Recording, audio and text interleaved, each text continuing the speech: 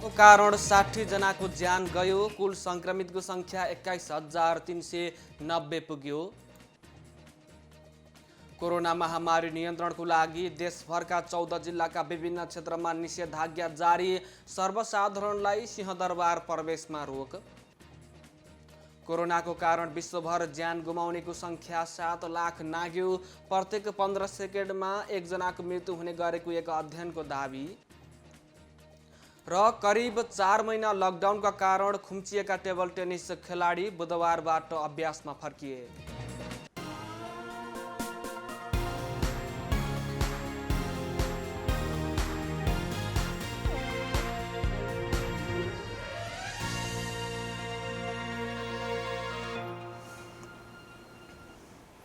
कालिका समाचार सुरु गरौं राष्ट्रिय समाचारबाट। नेपालमा कोरोना भाइरस कोभिड-19बाट थप 2 जनाको मृत्यु भएको छ। स्वास्थ्य तथा जनसङ्ख्या मन्त्रालयका अनुसार पर्सामा थप 2 जनाको कोरोनाको कारण मृत्यु भएको हो। मन्त्रालय प्रवक्ता डाक्टर जागेश्वर गौतमका अनुसार मृत्यु हुनेमा पर्साको पोखरिया 9 का 18 वर्षीय किशोरी र वीरगञ्ज 5 का 46 वर्षीय पुरुष रहेका छन्। साउन 19 गते झाडापखालाबाट ग्रस्त किशोरीलाई उपचारको लागि नेशनल मेडिकल कलेज लैजाने क्रममा बाटोमै मृत्यु भएको हो। उनको नमुना सङ्कलन गरी परीक्षण गर्दा कोभिड पोजिटिभ देखिएको उहाँले बताउनुभयो। यस्तै वीरगञ्ज 5 का 46 का पुरुषको साउन 21 गते अस्थायी कोभिड अस्पतालमा उपचारको क्रममा मृत्यु भएको हो। केही वर्षदेखि मधुमेहका रोगी ती पुरुष ज्वरो र खोकीको समस्या देखिएपछि अस्पताल भर्ना भएका थिए। 19 गते नमुना सङ्कलन गरिएकोमा त्यही दिन कोरोना पुष्टि भएको थियो। कोरोना पुष्टि भए पनि उनको आइसोलेसनमा राखेर उपचार सुरु गरिएको थियो। उपचारकै क्रममा उनको मृत्यु भएको हो। यो सँगै नेपालमा कोरोनाबाट मृत्यु हुनेको संख्या 60 पुगेको छ। बुधबार 381 थप कोरोना संक्रमित थपिएका छन्। 6,359 पीसीआर परीक्षणमा 381 जना संक्रमित थपिएका हुन्। आजसम्म पीसीआर विधिबाट 4,12,953 जनाको कोरोना परीक्षण भएको छ। आज देशभरका अस्पतालमा 6,173 जना संक्रमित उपचाररत रहेका छन्। आजसम्म डिस्चार्ज हुनेको संख्या 15,156 पुगेको छ। बुधबार देशभरका क्वारेन्टाइनमा 9,925 जना रहेका छन्।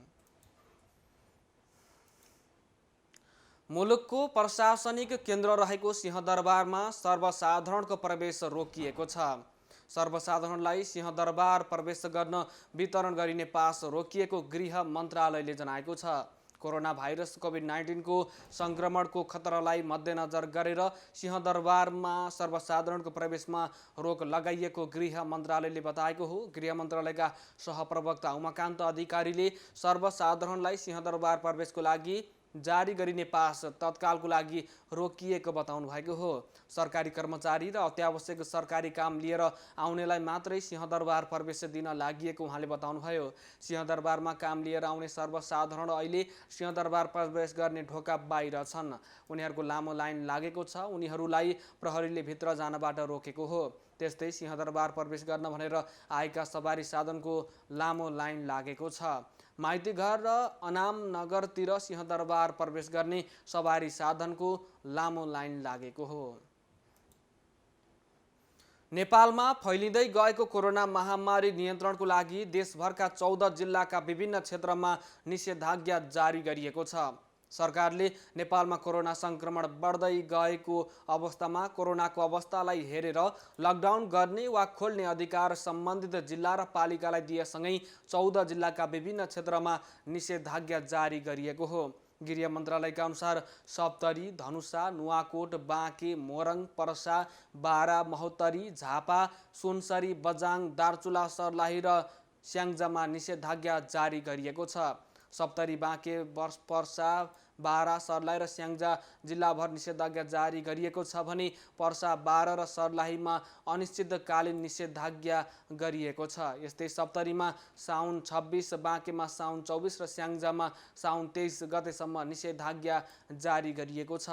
दार्चुलाको मार्मा गाउँपालिका, झापाको बिर्तामोड र अर्जुनधारा नगरपालिका, मोरङको विराटनगर महानगरपालिका, सुनसरीको बराहा क्षेत्र नगरपालिकाको वडा नम्बर 6, 7 र 8, महोत्तरीको जलेश्वर नगरपालिका र महोत्तरी गाउँपालिका, धनुषाको जनकपुर धाम उपमहानगरपालिका र छिरेश्वरनाथ नगरपालिका, नुवाकोटको सदरमुकाम क्षेत्र, बजाङको थलरा गाउँपालिका 5 र केदारस्यु गाउँपालिका 6 र 7 मा निषेधाज्ञा जारी गरिएको गृह मन्त्रालयले बताएको छ। बीमा समितिले सरकारी कर्मचारीहरूलाई निशुल्क कोरोना बीमा गर्ने कार्यक्रमको औपचारिक सुरुवात गरेको छ। आर्थिक वर्ष 2077-78 को बजेटको बुँदा नम्बर 55 र 285 को कोरोना बीमा सम्बन्धी व्यवस्थालाई कार्यान्वयन गर्दै बीमा समितिले सरकारी कर्मचारीहरूको निशुल्क बीमा गर्ने व्यवस्था कार्यान्वयनमा ल्याएको हो। समितिले बुधबार पत्रकार सम्मेलन गरी सरकारी कर्मचारीहरूको सामूहिक कोरोना बीमा गर्दा नेपाल सरकारले 100% अनुदान उपलब्ध गराउने बताएको हो। समितिका अध्यक्ष चिरञ्जीवी चापागाईले सरकारी कर्मचारीको निशुल्क सामूहिक बीमा गर्ने सम्बन्धमा बजेटले व्यवस्था गरेको कार्यक्रमलाई कार्यान्वयनमा ल्याएको बताउनुभयो। उहाँले नागरिकले आफ्नो परिवारको सामूहिक बीमा गर्दा 50% अनुदान पाउने व्यवस्थालाई पनि कार्यान्वयनमा ल्याएको बताउनु भएको छ। परिवारका सबै सदस्यको सामूहिक बीमा गरे मात्रै सो अनुदान पाउने अध्यक्ष चापागाईले बताउनुभयो। यस्तो बीमा लेखको अवधि 2078 असार मसान्तसम्म मात्र हुनेछ। बीमा लेख खरिद गर्नको लागि नेपाली नागरिक हुनुपर्ने, भारत वा तेस्रो मुलुकबाट नेपाल फर्केको भएमा 15 दिन अनिवार्य क्वारेन्टाइनमा बसेको र थप 15 दिन आफ्नो परिवारसँग गरी कुल 30 दिन बसेको सम्बन्धित स्थानीय तहले प्रमाणित गरेको हुनुपर्ने छ। त्यस्तै सामूहिक कोरोना बीमाको लागि एका घर परिवारका सदस्यहरू उल्लेख गरिएको सो घोषणासहित सम्बन्धित स्थानीय तहले प्रमाणित गरेको कागजात पेश गर्नुपर्ने व्यवस्था समेत गरिएको छ। सत्तारूढ नेपाल कम्युनिस्ट पार्टी नेकपाका दुई अध्यक्ष बीच बुधबारको लागि तय भएको भेटवार्ता स्थगित भएको छ। बुधबार बेलुकी 5 बजेको लागि तय भएको भेटवार्ता बिहीबार बिहानसम्मको लागि स्थगित भएको प्रधानमन्त्री एवं पार्टी अध्यक्ष केपी शर्मा ओलीका प्रेस सल्लाहकार सूर्य थापाले जानकारी दिनुभयो। यही साउन 13 गतेपछि झण्डै एक हप्ता संवादहीनतालाई तोड्दै दुई अध्यक्षबीच छलफल सुरु भएको थियो। छलफलका क्रममा प्रधानमन्त्री एवं पार्टी अध्यक्ष ओलीले स्थायी समिति बैठकमा आफू नजाने, केन्द्रीय समिति बैठक नबोलाउने, स्थायी समिति बैठक राखेमा वैधानिक नहुने, दुवै पद नछोड्ने लगायतका अडान राख्दै आउनु भएको छ। अर्का अध्यक्ष पुष्पकमल दाहाल प्रचण्डले भने प्रधानमन्त्री ओलीले कुनै एक पदबाट राजीनामा दिनुपर्ने, रोकिएको स्थायी समिति बैठक सुरु गर्नुपर्ने र त्यो नभए केन्द्रीय कमिटी बैठक बोलाउनु पर्ने बताउँदै आउनु भएको छ। काठमाडौँ उपत्यकामा कोरोना संक्रमितको संख्या बढेसँगै उपत्यका भित्रिने नाकाहरूमा चेक जाँच कडाई गरिएको छ। सरकारले लकडाउनकै खुकुलो गरेसँगै विभिन्न नाका हुँदै काठमाडौँ छिर्नेहरूको संख्या बढ्दै गएपछि केही दिन नाकामै नमुना सङ्कलन गरेको सरकारले अहिले भने सवारी पास जाँचमा पनि कडाई गरेको हो। उपत्यका प्रवेश पास नभएका सवारी साधनलाई प्रहरीले नाकाबाटै फिर्ता पठाएको छ। यसअघि नाकासम्म एउटा सवारी साधनमा आएर पैदल हुँदै उपत्यका प्रवेश गर्ने, उपत्यका छिरेपछि अर्को गाडीमा आउने गरेका यात्रुहरूलाई पनि रोक लगाइएको छ। प्रहरीले आज पैदल हिँडेर प्रवेश गर्न खोज्ने बिना पासका यात्रुहरू सबैलाई फर्काएको छ। उपत्यका छिर्नेसँग नाकामा बुधबार अपराह्नसम्म मास्क नलगाएका 25 जनालाई प्रहरीले कारबाही समेत गरेको छ। पास नभएका गाडीलाई फिर्ता पठाइएको छ। उपत्यका छिर्ने नाका साँगा हुँदै काठमाडौँ छिर्ने पास बिनाका गाडीहरूलाई फिर्ता गरिएको हो भने मास्क नलगाई यात्रा गर्ने यात्रु र पैदल यात्रुहरू प्रहरी कारबाहीमा समेत परेका छन्। नागढुङ्गा नाका हुँदै दैनिक 4 देखि 600 सम्म सवारीहरू भित्रिने गरेका छन्। बुधबार दिउँसो नागढुङ्गा नाकामा उपत्यका प्रवेश गर्ने सवारी र प्रहरी चेकिङको दृश्य बाक्लो देखिएको थियो। उपत्यका बाहिरबाट आउने संक्रमण देखिन थालेपछि सरकारले प्रवेशमा कडाई गरेको हो। सेती प्रादेशिक अस्पतालमा सिटी स्क्यान मेसिन खरिद प्रक्रिया अझै सुरु हुन सकेको छैन। अस्पतालले आन्तरिक किचोलोको कारण मेसिन खरिदको लागि हालसम्म टेन्डर समेत गर्न सकेको छैन।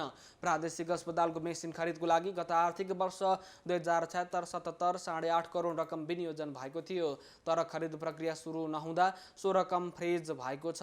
अस्पतालका मेडिकल सुपरिन्टेन्डेन्ट डाक्टर हेमराज पाण्डेले मेसिन खरिदको लागि 8.5 करोडको बजेट आएको भए पनि कार्यान्वयन गर्न नसकिएको बताउनुभयो। चालु आर्थिक वर्षमा 9 करोड बजेट विनियोजन भएको र अबको 10 दिनभित्रै खरिद प्रक्रिया सुरु हुने उहाँले बताउनुभयो।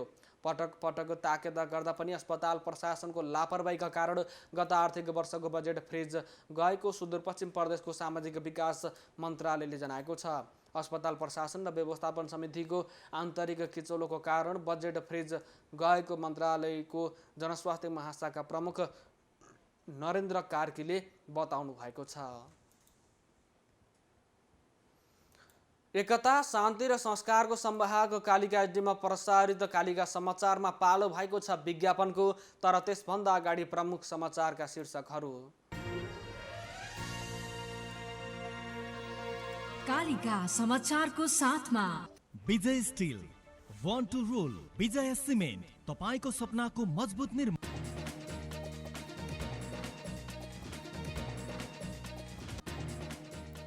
नेपालमा कोरोनाको कारण आजसम्म 60 जनाको ज्यान गयो। कुल संक्रमितको संख्या 21,390 पुग्यो। कोरोना महामारी नियन्त्रणको लागि देशभरका 14 जिल्लाका विभिन्न क्षेत्रमा निषेधाज्ञा जारी। सर्वसाधारणहरूलाई सिंहदरबार प्रवेशमा रोक। कोरोनाको कारण विश्वभर ज्यान गुमाउनेको संख्या 7 लाख नाग्यो। प्रत्येक 15 सेकेन्डमा 1 जनाको मृत्यु हुने गरेको एक अध्ययनको दाबी। र करिब 4 महिना लकडाउनका कारण खुम्चिएका टेबल टेनिस खेलाडी बुधबारबाट अभ्यासमा फर्किए।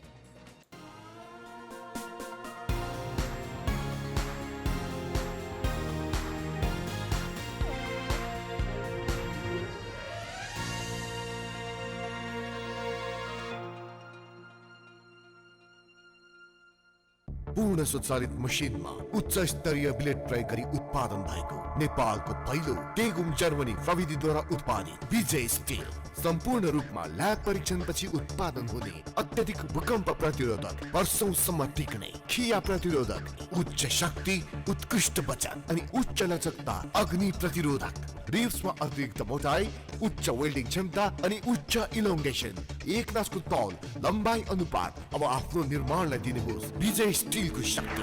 विजय steel FE 500, FE 500D, Vijay steel, born to rule.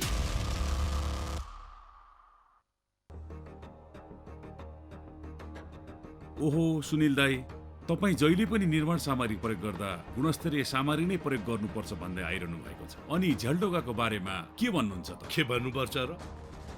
आजभोलि निर्माण गर्ने सबैलाई थाहा छ भगत मेटलका झ्याल ढोका नै राम्रा छन् भने, किनकि यी झ्याल र ढोका बलियो र सुरक्षित छन्। कि कसो इन्जिनियर साहब? ठिक भन्नुभयो दाई, हामी इन्जिनियरहरूको बुझाइमा पनि भगत मेटलकै झ्यालढोका नै उत्कृष्ट छन्। हजुर, भगत मेटलको झ्याल र ढोका नै बेस्ट छ। निर्माणको विभिन्न चरण पार गर्दै तयार भएका यिनै झ्याल ढोका नै हुन् निर्माण जगतले खोजेको काठको सर्वोत्कृष्ट विकल्प। भगत मेटल, भरतपुर, चितवन।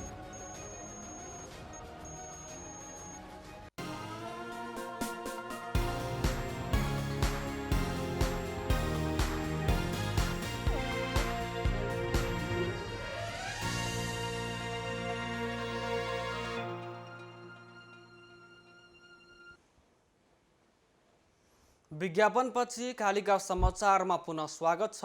अब स्थानीय समाचार। समाचारको विषयमा माडी नगरपालिकाका प्रमुख ठाकुर प्रसाद ढकालले सार्वजनिक कार्यक्रममा पत्रकारहरूलाई कालो मोसो दल्ने धम्कीसहितको अभिव्यक्ति दिएको प्रति नेपाल प्रेस युनियन चितवनले आपत्ति जनाएको छ।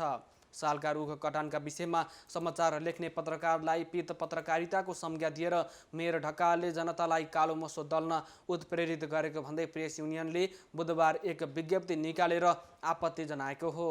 माडी क्षेत्रमा ढकालकै नेतृत्वमा काटिएका सालका रुखका विषयमा आएको समाचारप्रति खण्डन गर्दै समाचार लेख्ने पत्रकारलाई पित पत्रकारिताको संज्ञा दिएर जनतालाई कालो मसो दल्न उत्प्रेरित गरिएको अभिव्यक्ति आम पत्रकारमाथिको प्रहार हो भन्ने युनियनको ठहर छ। अध्यक्ष अनिल ढकालले हस्ताक्षर गरिएको विज्ञप्तिमा भनिएको छ, स्वतन्त्र रूपमा पेशागत धर्म निर्वाह गर्ने पत्रकारमाथि कुनै पक्षबाट दुर्व्यवहार हुनु निन्दनीय हुनुको साथै प्रेस स्वतन्त्रतामाथिको हस्तक्षेप भएको समेत युनियनले ठहर गरेको छ। कुसुम खोलाको बस्ती स्थानान्तरणको क्रममा अवैध सालका रुख कटान भएको समाचार विभिन्न सञ्चार माध्यममा प्रसारण भएका थिए। समाचारको खण्डन गर्दै मेयर ढकालले आइतबार माडीका सुकुम्बासी र बाढी पीडितहरूले प्रदर्शन गरेको सभालाई सम्बोधन गर्दै ढकालले सालका रुख कटानका विषयमा समाचार लेख्ने पत्रकारलाई कालो मसो दल्नुपर्ने सहितको अभिव्यक्ति दिनुभएको थियो।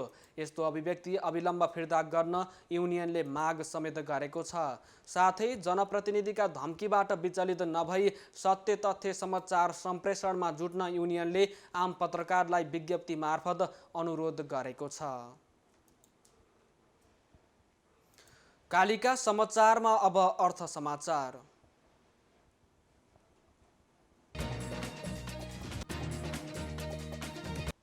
लकडाउन खुलेपछि निरन्तर उकालो लागेको सुनको भाउले बुधबार नयाँ रेकर्ड कायम गरेको छ। नेपाल सुन चाँदी व्यवसायी महासङ्घका अनुसार आज सुनको भाउ प्रति तोला 1 लाख नागेको छ। नयाँ रेकर्ड कायम गर्दै आज सुनको भाउ प्रति तोला 1,01,400 पुगेको हो।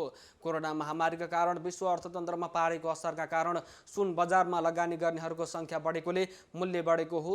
नेपाल सुन चाँदी व्यवसायी महासङ्घका महासचिव धर्मसन्दर बज्राचार्यले विश्व बजारमा लगानीकर्ताको आकर्षण सुनमा बढेकोले माग बन्न जाँदा मूल्य वृद्धि भएको बताउनुभयो। विश्वका ठुला बैङ्कहरूमा निक्षेप जम्मा भएको अवस्थामा लगानीकर्ताहरूले सुन बजारलाई सुरक्षित क्षेत्रको रूपमा अगाल्दै लगानी बढाएको उहाँले बताउनुभयो। अन्तर्राष्ट्रिय बजारमा सुनको भाउ आकाशिने क्रम नरोकिएकोले नेपाली बजारमा पनि यसको असर पर्ने देखिन्छ। महासचिव बज्राचार्यका अनुसार केही दिनभित्रै सुनको भाउ नेपालमा 1,30,000 पुग्ने आकलन गरिएको छ। अन्तर्राष्ट्रिय बजारमा 2300 देखि 2500 डलरसम्म सुनको मूल्य पुग्ने आकलन विज्ञहरूले गरेका छन्। गत वर्ष साउन 21 गते तोलाको 68,000 रुपियाँमा कारोबार भएको थियो। आज सुन 1 वर्षपछि तोलामा 33,400ले बढेको हो। सुनको मूल्य अत्याधिक बढेपछि किन्ने भन्दा बेच्नेको सङ्ख्या बढिरहेको व्यवसायीहरूको भनाइ छ। बुधबार विश्व बजारमा प्रति आउन्स 2,055 डलरमा कारोबार भइरहेको छ। कालिका समाचारमा अब अन्तर्राष्ट्रिय समाचार। कोरोनाको कारण विश्वभर ज्यान गुमाउनेको सङ्ख्या 7 लाख नागेको छ। प्रत्येक 15 सेकेन्डमा एकको मृत्यु कोरोना भाइरसका कारण सङ्क्रमणका कारण विश्वमा हरेक दिन करिब 6,000को मृत्यु हुने गरेको एक अध्ययनले देखाएको छ। पछिल्लो 2 हप्ताको आँकडा अनुसार सङ्क्रमणले प्रत्येक घण्टा 247 र हरेक 15 सेकेन्डमा 1 जनाको मृत्यु हुने गरेको छ। हालसम्म कोरोनाको कारण 7 लाखभन्दा बढीको मृत्यु भइसकेको छ। सबैभन्दा धेरै मृत्यु हुने देशहरूमा क्रमशः अमेरिका, ब्राजिल, भारत र मेक्सिको रहेका छन्। अमेरिका र ल्याटिन अमेरिका कोरोना महामारीको अत्याधिक चपेटामा परेका छन्। सङ्क्रमण रोक्ने थुप्रै प्रयासहरू भए पनि असफल भइरहेको अन्तर्राष्ट्रिय सञ्चार माध्यमहरूले जनाएका छन्। विज्ञहरूका अनुसार यी देशहरूमा घटना जनसङ्ख्या र गरिबीका कारण कोरोना रोकथाममा कठिनाइ भएको हो। युनाइटेड नेसन्स ह्युमन सेटलमेन्ट प्रोग्रामका अनुसार अत्याधिक जनसङ्ख्या भएका देशहरूमा थुप्रै मानिसहरूलाई असङ्गठित क्षेत्रमा काम गर्नुपर्ने बाध्यता र स्वास्थ्य सुरक्षाका मापदण्ड अपनाउन नसक्नु नै यसको मुख्य चुनौती हो। सङ्क्रमण तीव्र रूपमा बढ्दै गइरहेका छन्। कालिका समाचारमा अब खेल समाचार।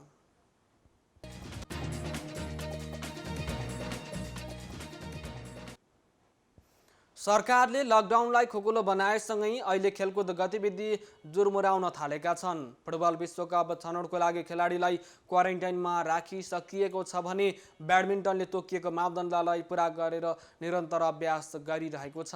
बुधबारबाट टेबल टेनिसले पनि समूहमा खेलाडीलाई अभ्यास गराउन थालेको छ।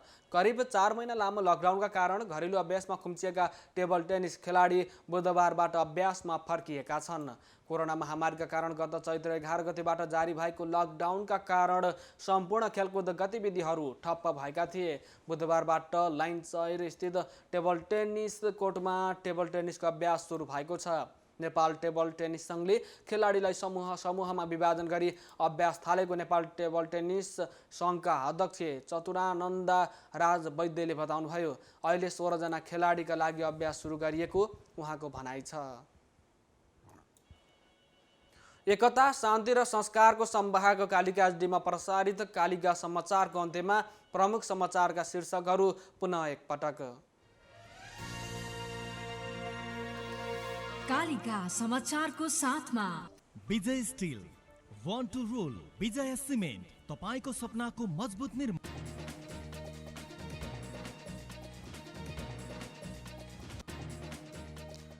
नेपालमा कोरोनाको कारण आजसम्म 60 जनाको ज्यान गयो। कुल संक्रमितको संख्या 21,390 पुग्यो। कोरोना महामारी नियन्त्रणको लागि देशभरका 14 जिल्लाका विभिन्न क्षेत्रमा निषेधाज्ञा जारी। सर्वसाधारणलाई सिंहदरबार प्रवेशमा रोक। कोरोनाका कारण विश्वमा ज्यान गुमाउनेको संख्या 7 लाख नाग्यो। प्रत्येक 15 सेकेन्डमा 1 जनाको मृत्यु हुने गरेको एक अध्ययनको दाबी। र करिब 4 महिना लकडाउनका कारण खुम्चिएका टेबल टेनिस खेलाडी बुधबारबाट अभ्यासमा फर्किए।